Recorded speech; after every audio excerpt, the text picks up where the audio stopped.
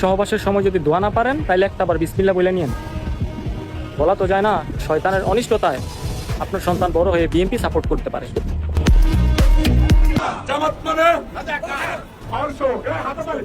জামাত মানে জামাত মানে জামাত মানে।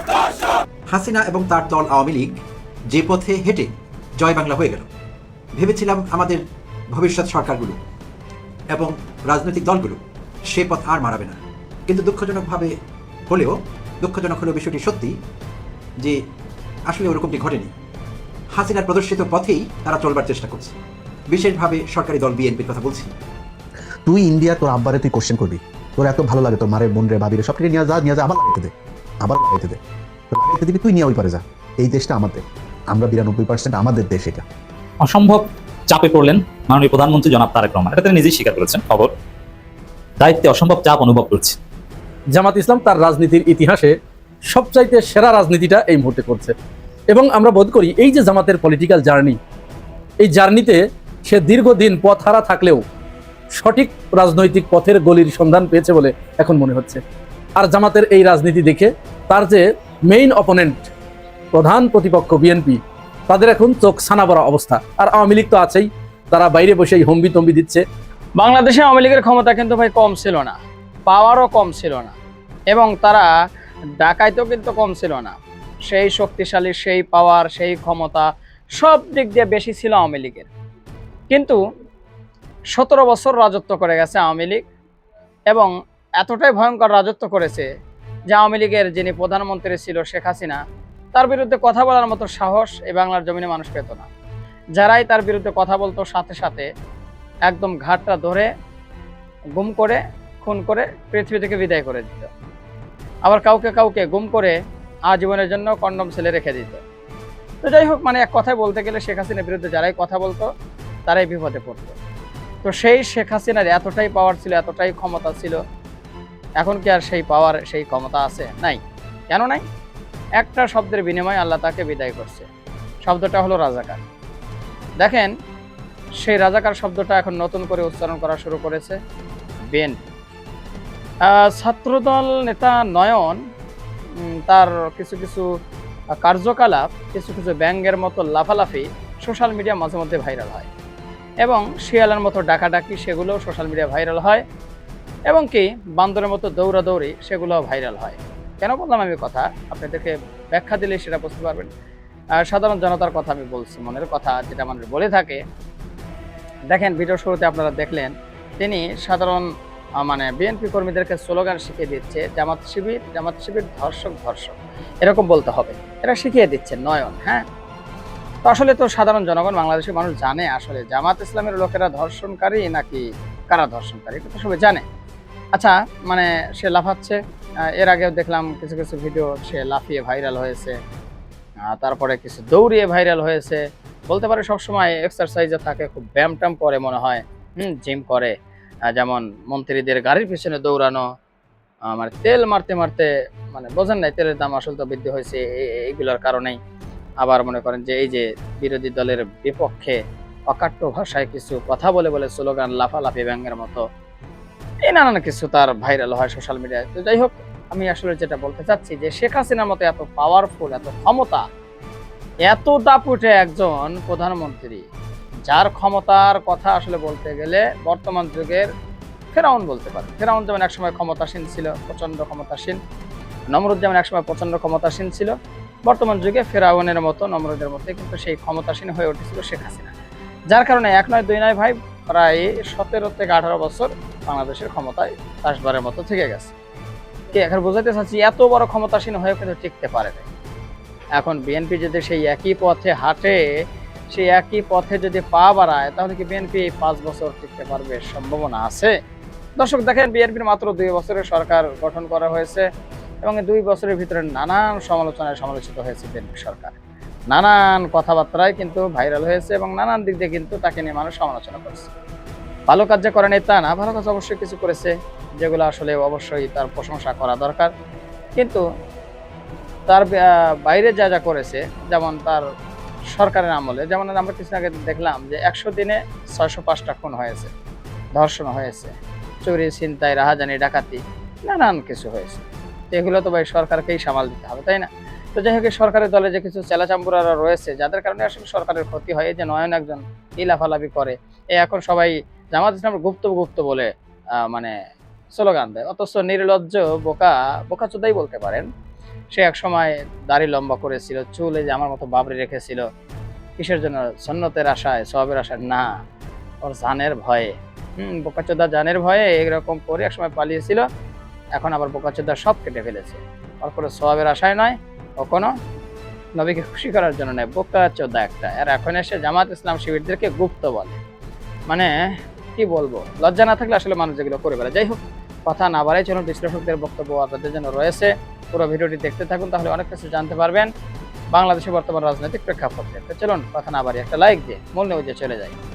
হাসিনা এবং তার দল আওয়ামী লীগ যে পথে হেঁটে জয় বাংলা হয়ে গেল, ভেবেছিলাম আমাদের ভবিষ্যৎ সরকারগুলো এবং রাজনৈতিক দলগুলো সে পথ আর মারাবে না।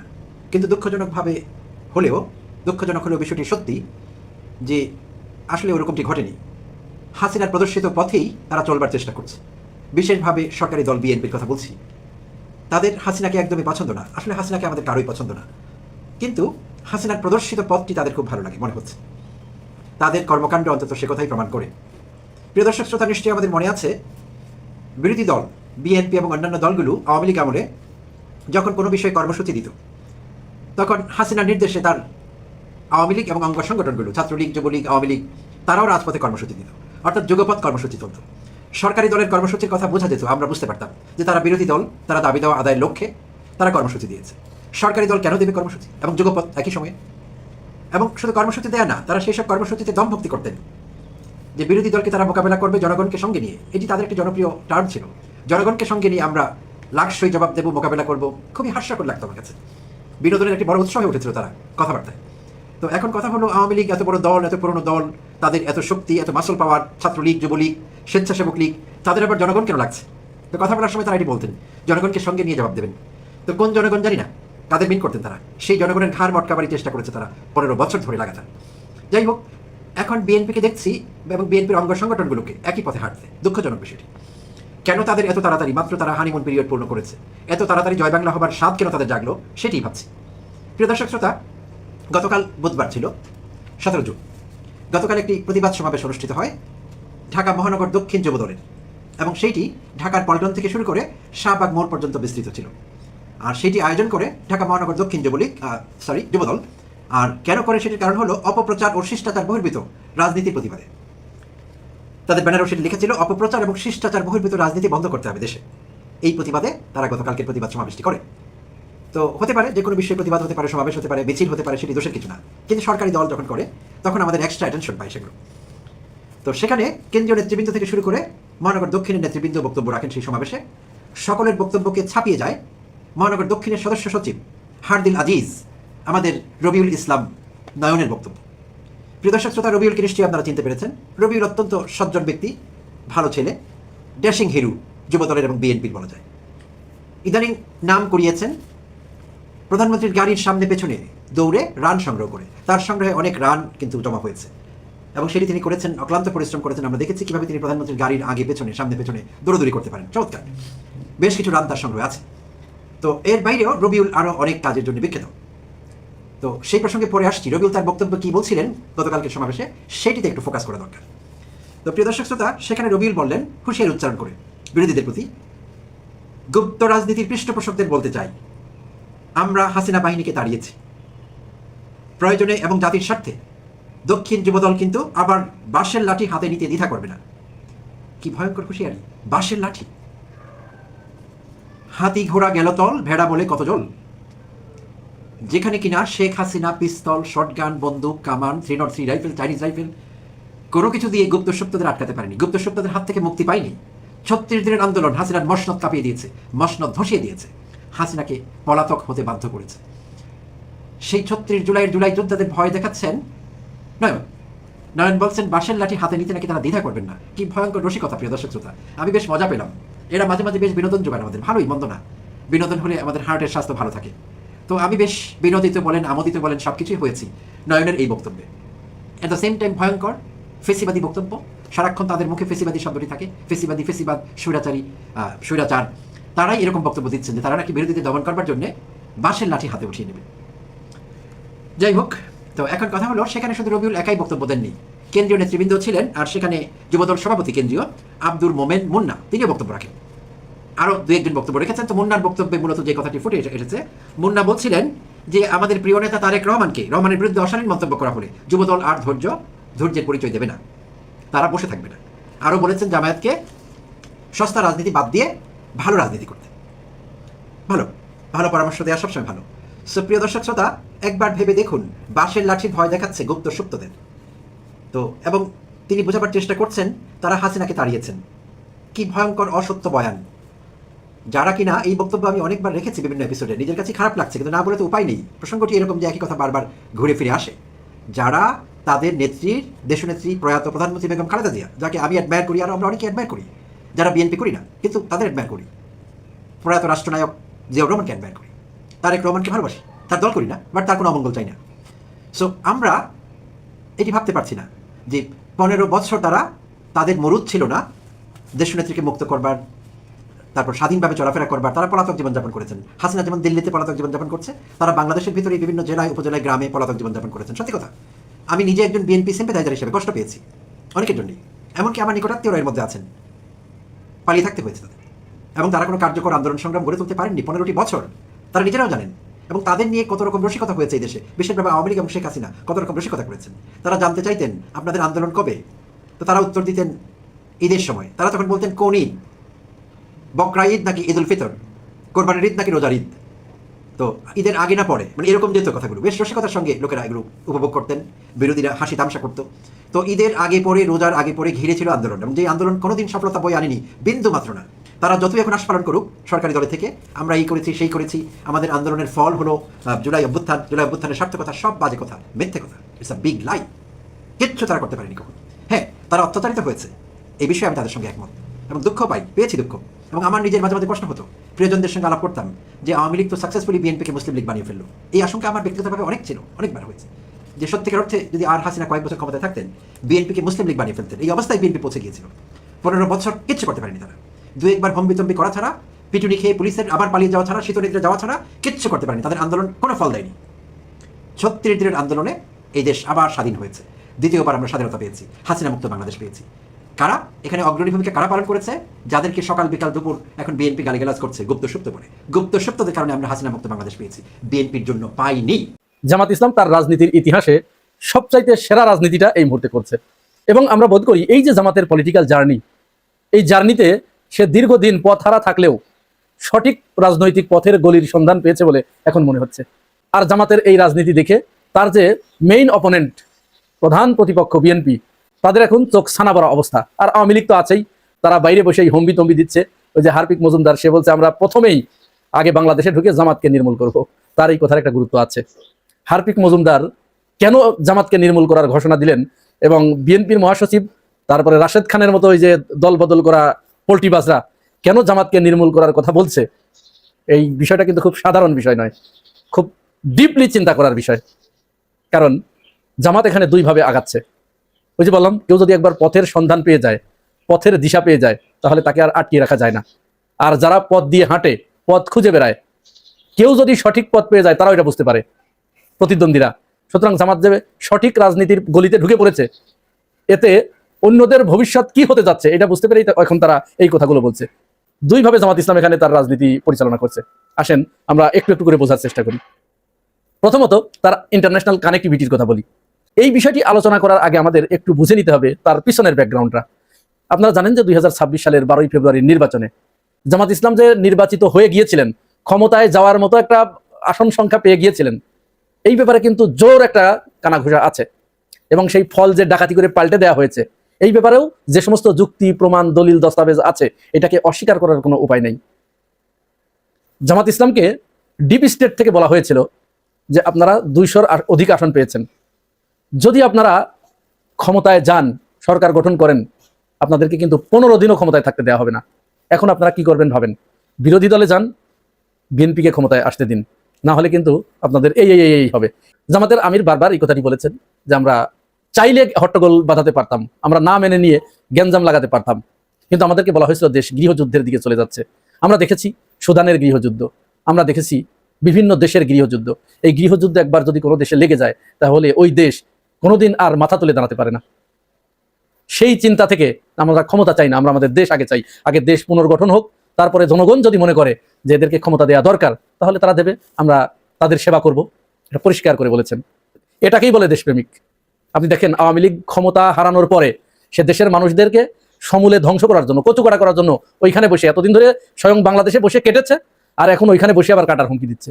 বিএনপিও ঠিক একই কাজ করতো। জামাত ইসলাম যদি ক্ষমতায় আসতো তাহলে বিএনপি এদেশে শান্তিতে জামাতকে ক্ষমতায় থাকতে দিত না, রাষ্ট্র পরিচালনা করতে দিত না। এখন নিজেরা ক্ষমতায় আছে তাই তো নিজেরা প্রতিদিন মারামারি করে, গড়ে প্রতিদিন 10 জন করে মানুষ নিহত হচ্ছে সারা বাংলাদেশে। তাহলে তখন যদি জামাত ইসলাম থাকতো কি অবস্থা হতো? এই যে ব্যাকগ্রাউন্ডটা আমি আপনাদেরকে বললাম, এইখানে ডিপ স্টেট জামাতকে যতই হুমকি দিক, জামাতের যদি ইন্টারন্যাশনাল কোনো কানেক্টিভিটি থাকতো, অন্য কোনো দেশ, আমেরিকা বা চীন বা ভারত, মনে করেন উদাহরণ দিচ্ছি, যদি বলে দিত ডিপ স্টেটকে যে তোর কত বড় ক্ষমতা আছে তুই কর, আমরা জামাতকে ওখানে ক্ষমতায় দেখতে চাই, তোরা কিভাবে 15 দিন তার ক্ষমতায় টিকতে না দিস এটা দেখবো, এটা যদি বলতো তাহলে কিন্তু ডিপ স্টেট ওই টেপা মাছের মতো আস্তে করে মুখটা বন্ধ করে পানির নিচে তাদেরকে ডুব মারতে হতো। এটা জামাত ইসলাম উপলব্ধি করতে পেরেছে। তাদের পক্ষে এই ধরনের কথা বলার মতো কেউ ছিল না। ইউরোপীয় ইউনিয়ন তারা সাপোর্ট দিয়েছিল, মৌন সমর্থন, কিন্তু তাদের পক্ষে যে জোরালো কোনো বক্তব্য দেবে, তাদের যে ইন্টারন্যাশনাল যে সাপোর্ট লাগে, একটা দেশ কিন্তু একা চলতে পারে না। এই বিষয়টা কিন্তু আপনাদের খুব ভালো করে মাথায় রাখতে হবে। কোন দেশে কে ক্ষমতা চালাবে, কারা ক্ষমতায় আসবে, কে সরকার প্রধান হবে, এটা কিন্তু এই ভূ রাজনীতির অনেক গুরুত্ব আছে, তারা এটা নির্ধারণ করে দেয়। তাহলে তার যখন আন্তর্জাতিক যে মিত্ররা, এই মিত্ররা যখন তার পাশে এসে দাঁড়াতো তাহলে কিন্তু তার এই অবস্থা হতো না। জামাত বুঝলো যে আন্তর্জাতিকভাবে জামাত বন্ধুহীন, তার পাশে এসে শক্তভাবে দাঁড়ানোর মতো, কথা বলার মতো, তাকে সমর্থন দেওয়ার মতো কেউ নাই। এই একটা বিষয়। দ্বিতীয় বিষয়, জামাতের জনপ্রিয়তা কতটুকু, এতদিন এই রাজনীতি সে কেন করতে পারে নাই? কারণ জামাত জানতো না তার জনপ্রিয়তা কতটুকু আছে, তাদের কতজন ভোটার তাদেরকে চায়, জনগণ তাদের পক্ষে কি পরিমাণ আছে এটা জানতো না। তো এইটার মাধ্যমে জামাত ইসলাম কিন্তু সেটা পরখ করে নিল, পরীক্ষা করে নিল। এরপরে তার ওই যে ল্যাপসেসটা সে পুষিয়ে ওঠার জন্য এখন বিভিন্ন দেশে দেশে, বিশেষ করে পাকিস্তান, চীন, তুরস্ক, এই দেশগুলোর সাথে জামাত ইসলাম খুব গভীরভাবে সম্পর্ক বৃদ্ধির চেষ্টা করছে। যেহেতু আমাদের বাংলাদেশের রাজনীতিতে ভারত একটা ফ্যাক্টর, তাহলে ভারতকে ট্যাকেল দেওয়ার জন্য আমাদের এখানে পাকিস্তান এবং চীন অপরিহার্য, সেই সাথে আমেরিকা তো থাকলোই, ইউরোপীয় ইউনিয়ন তো থাকলোই। জামাত ওই জায়গাটায় হাত দিয়েছে, ঠিক ওই জায়গায় হাত দিয়েছে। আপনারা দেখেছেন ডাকসু ভিপি এবং ইসলামী ছাত্র শিবিরের কেন্দ্রীয় সভাপতি বা জামাতের একটা টিম, তারা কিন্তু এই কাজটি নিরলসভাবে করে যাচ্ছে। সম্প্রতি যে 3টি দেশের সাথে তাদের সম্পর্ক বৃদ্ধি করা দরকার, এই 3টি দেশের সাথে কিন্তু তারা অলরেডি কানেক্ট হয়ে গেছে। সাদিক কায়েম কয়েকদিন আগে চীন সফর করে আসলেন। এটি কিন্তু একেবারে সিম্পল ভাবে হয়েছে, বিষয়টা এরকম না। এটা কিন্তু দীর্ঘ কূটনীতির একটা ফসল। এখানে রাজনীতিতে বিরাট একটা বার্তা আছে, কূটনীতিতে বিরাট একটা বার্তা আছে। এরপরে শিবিরের বর্তমান সভাপতি সাদ্দাম হোসেন সে এখন পাকিস্তান সফর করছে। এর মানে কি? এইখানে একটা বার্তা আছে। পাকিস্তান সফরে যাওয়ার কারণে মাথা ব্যথা শুরু হয়েছে ভারতের। তার মানে আমাদের এখানে টিকে থাকতে হলে চীন এবং পাকিস্তান, এই দুটি দেশ যার পাশে থাকবে, ভারত এখানে কিচ্ছু করতে পারবে না। জামাত ওই জায়গায় হাত দিয়েছে। আর এরপরে তো সাদিক কায়েমকে পাঠিয়েছে আবার অক্সফোর্ড ইউনিয়নে। এখন এই অক্সফোর্ড ইউনিয়নে এইটা আবার আরেকটা জটিল ব্যাপার। এই যে অক্সফোর্ড ইউনিয়ন সাদিক কায়েমকে ডেকে নিয়ে গেল দাওয়াত করে, অক্সফোর্ড ইউনিয়নের কাছে বাংলাদেশ থেকে হাজার হাজার প্রশ্ন যাচ্ছে যে আসলে এটা অক্সফোর্ড ইউনিয়ন এই আয়োজনটা করেছিল কিনা, অন্য কেউ করেছে কিনা, আসলে কি এটা অক্সফোর্ডের প্রোগ্রাম নাকি সাদিক কায়েমরা নিজেরা এটা অ্যারেঞ্জ করেছে। বাংলাদেশের মানুষকে তাদের এই প্রশ্নের জবাব দিতে দিতে তারা গলদঘর্ম হয়ে গেছে। এবং এই প্রশ্নগুলো করেছে সব এলিট শ্রেণীর লোকজন, শিক্ষিত মানুষ। কেন জানেন? এর একটা কারণ আছে। কারণ হাসনাত আব্দুল্লাহ তার বক্তব্যে বলেছে যে তার বাবা একজন রাজমিস্ত্রির ছেলে অক্সফোর্ড ইউনিয়নে বক্তব্য দিচ্ছে। সাদিক কায়েম বলেছে যে সে খাগড়াছড়ির একটা মাদ্রাসায় পড়তো, তার বাবা একজন সাধারণ কাপড় ব্যবসায়ী, ইংলিশ ছিল তার 3rd ল্যাঙ্গুয়েজ। সে অক্সফোর্ড ইউনিয়নে যে বক্তব্য দিচ্ছে, অক্সফোর্ডের 200 বছরের ইতিহাসে কোনো রাজমিস্ত্রির ছেলে, কোনো মাদ্রাসায় পড়ুয়া ছেলে ওইখানে বক্তব্য দিয়েছে এরকম নাই। এলিটদের চুলকানিটা এইখানেই। অক্সফোর্ড ইউনিয়ন ওই যে তারা যে জবাবগুলো দিয়েছে, ওই জবাবে একটা পর্যায়ে তারা গিয়ে এটা বলতে বাধ্য হয়েছে, the Oxford union has over it's history hosted and welcomed some of the most significant global figures in modern era, including Winston Churchill, Yasser Arafat, Margaret Thatcher, Queen Elizabeth II, Muhammad Ali Kele, Stephen Hawking, Ronald Reagan, Nelson Mandela, etc. তাহলে এই যে ব্যক্তিরা ওখানে বক্তব্য দিয়েছে, সেই জায়গায় সাদিক কায়েম এবং হাসনাত আব্দুল্লাহ বক্তব্য দিতে গিয়েছে। আর এর আগে অল্প পরিসরে ওইখানে যাওয়ার সুযোগ হয়েছে এই কলকাতার শশী থারুর, ভারতীয় সাংবাদিক, আর বাংলাদেশের আগাচৌ আব্দুল গাফফার চৌধুরী। তাহলে এই যে আমাদের বাংলাদেশের যে রাজনীতিটা, এই জায়গাগুলো এতদিন নিয়ন্ত্রণ করতো কারা? এই এলিটরা, এই আগাছৌদের মতো লোকরা। হঠাৎ করে সেখানে মাদ্রাসায় পড়ুয়া সাদিক কায়েম যাবেন, রাজমিস্ত্রির ছেলে যাবেন, এটা কি এই এলিটরা এটা মেনে নিতে চায়? ওদের স্বপ্নের যে রাজ্য, ওটা তাসের ঘরের মতো তছনছ করে খসে পড়েছে, যার কারণে ওরা এখন পাগল হয়ে গেছে। ওরা এই প্রশ্নগুলো ছুড়ে দিচ্ছে অক্সফোর্ড ইউনিয়নকে, আর অক্সফোর্ড ইউনিয়ন তাদেরকে জবাব দিচ্ছে। তাহলে জামাত ইসলাম তার ইন্টারন্যাশনাল কানেক্টিভিটি বাড়ানোর জন্য একদিকে তার ছাত্র সংগঠন এবং তারা নিজেরাই এই সমস্ত দেশগুলোর সাথে সম্পর্ক বৃদ্ধি করছে, আর অপরদিকে দেশের ভিতরে বিএনপিকে তারা এমনভাবে পোষাচ্ছে, কোনো কথা বলে নয়, জাস্ট শুধু বিএনপি যে কার্যক্রম করছে, যে চাঁদাবাজি করছে, যে অনিয়মগুলো করছে, যে দুর্নীতিগুলো করছে, দেশের বিভিন্ন প্রান্তে বিএনপি নেতাকর্মীদের দ্বারা যে অপরাধগুলো সংগঠিত হচ্ছে, এইগুলো মানুষের সামনে তুলে ধরে বিএনপিকে পোষাচ্ছে। তাহলে দুইটা প্ল্যান নিয়ে জামাত ইসলাম আগাচ্ছে, তার ইন্টারন্যাশনাল কানেক্টিভিটি বাড়াচ্ছে, আর অপরদিকে দেশের ভিতরে বিএনপিকে ক্রমান্বয়ে কোণঠাসা করে, রাজনৈতিকভাবে কোণঠাসা করে তাকে একেবারে পচিয়ে জনগণের কাছে গন্ধ করে তুলছে। এই জিনিসের, এইটার ভবিষ্যৎ তো যারা রাজনীতি করে, রাশেদ খানরা, এরা তো বুঝতে পারে, যার কারণে তারা এখন জামাত ইসলামকে এলিমিনেট করার জন্য উঠে পড়ে লেগেছে। অসম্ভব চাপে পড়লেন মাননীয় প্রধানমন্ত্রী জনাব তারেক রহমান, এটা তিনি নিজেই স্বীকার করেছেন। খবর, দায়িত্বে অসম্ভব চাপ অনুভব করছে।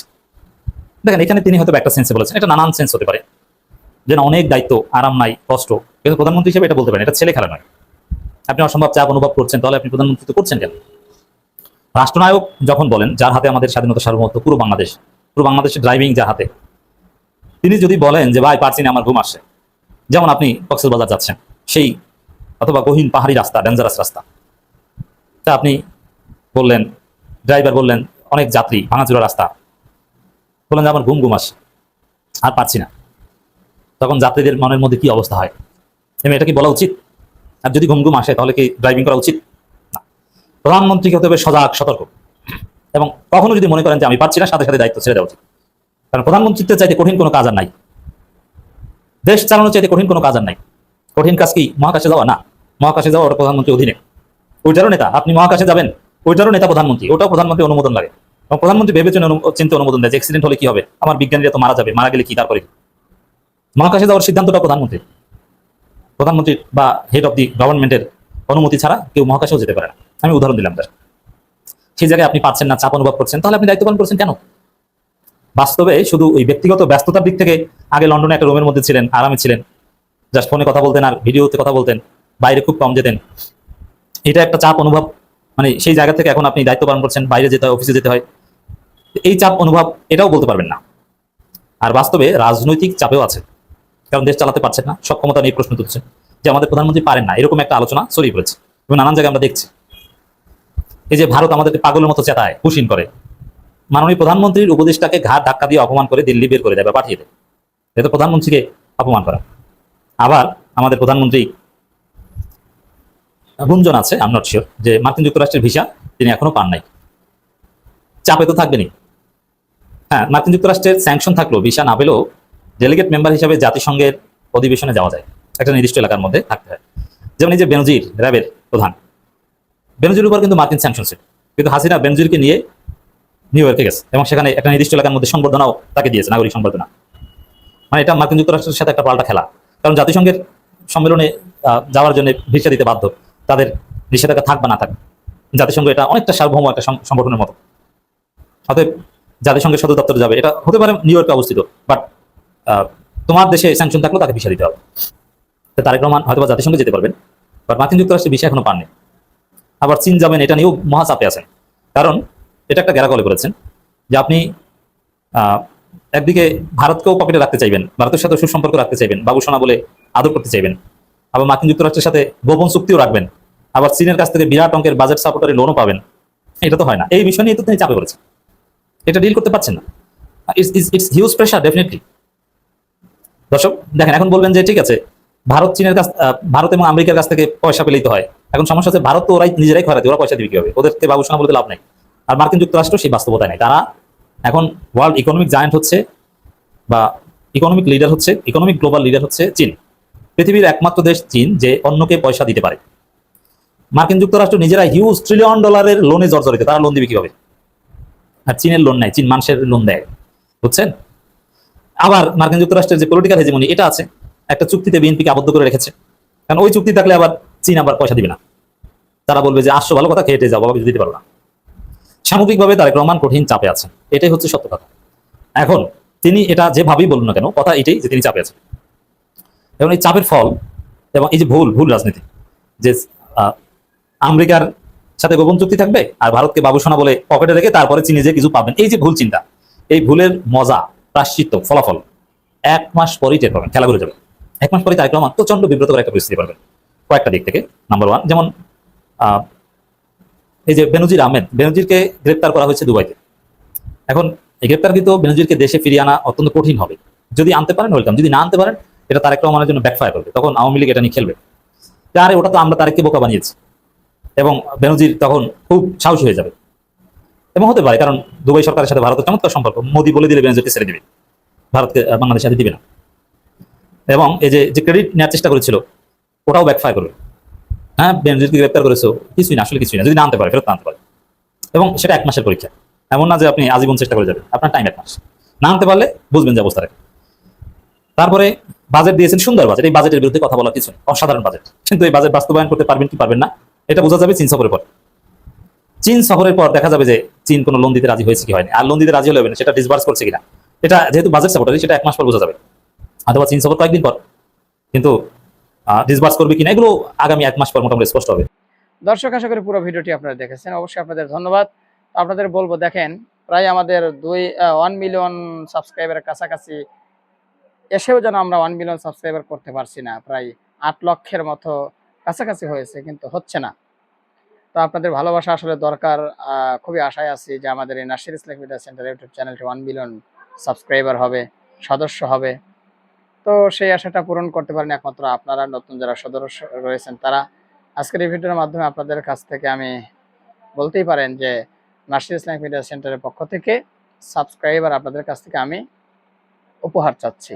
আশা করি সেটা আপনারা দিবেন, যেহেতু 8 লক্ষ মানুষ আপনারা দিয়েছেন, আরো 2 লক্ষ মানুষ আশা করি আপনারা দিবেন। তো ভালো থাকবেন, পরবর্তী দেখা হবে নতুন কোনো ভিডিওতে। আজকের মতো এ পর্যন্তই, আল্লাহ হাফেজ।